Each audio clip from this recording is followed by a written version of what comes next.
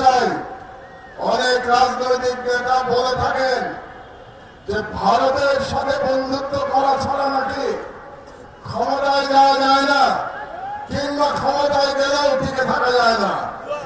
ভারতের সাথে বন্ধুত্ব করে যদি ক্ষমতায় টিকে থাকা যেত, তাহলে শেখ হাসিনাকে পালিয়ে ভারতে আশ্রয় নিতে হতো না।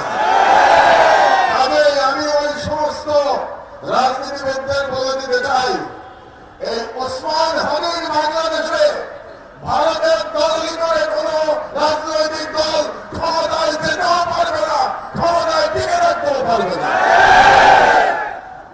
3 নম্বর, আমি ভারত সরকারের প্রতি আহ্বান জানাচ্ছি, আগামী 25শে ডিসেম্বরের মধ্যে আপনারা খুনি মৃত্যুদণ্ডপ্রাপ্ত শেখ হাসিনা এবং আসাদুজ্জামান খান কামাল এবং হাদির হত্যাকারী আর হাদির উপরে আততায়ী যারা ছিল, তারা যদি ভারতে আশ্রয় নিয়ে থাকে, তাদেরকে 25শে ডিসেম্বরের মধ্যে আপনারা হস্তান্তর করুন, প্রত্যর্পণ করুন।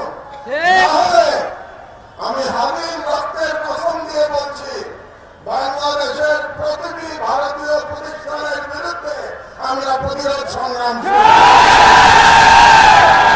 আমি সরকারের প্রতি আহ্বান জানাচ্ছি, 25 তারিখের মধ্যে যদি এই খুনিদের পাঠিয়ে দেওয়া না হয় বাংলাদেশে, তাহলে বাংলাদেশে কর্মরত প্রতিটি ভারতীয়ের ওয়ার্ক পারমিট বাতিল করতে হবে। আর আমি জনগণের উদ্দেশ্যে বলতে চাই, এই অথর্ব স্বরাষ্ট্র মন্ত্রণালয় দিয়ে আমাদের নিরাপত্তা পাওয়া যাবে না, তাদের আশা আমাদের ছেড়ে দিতে হবে। তাদের এই জনগণের প্রতি আমি আহ্বান জানাচ্ছি, প্রতিটি ওয়ার্ডে আপনারা আইন শৃঙ্খলা কমিটি গঠন করুন, সমস্ত রাজনৈতিক দল মিলে একসাথে কমিটি গঠন করুন।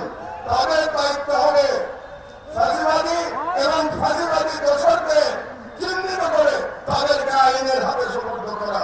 এই দায়িত্ব জনগণকেই নিতে হবে। এই কটি কথাই আমি আজকে বলতে চাই। সন্ধ্যা হয়ে গেছে, আমাদের হাদি হয়তো এতক্ষণে সিঙ্গাপুরে পৌঁছে গেছে। আমি মহান আল্লাহ তাআলার কাছে করজোড়ে মিনতি জানাচ্ছি, ফরিয়াদ করছি, আমাদের হাদিকে আল্লাহ আমাদের মাঝে আপনার ফিরিয়ে দিন এবং হাদির সুস্থতা কামনা করে আমার বক্তব্য শেষ করছি।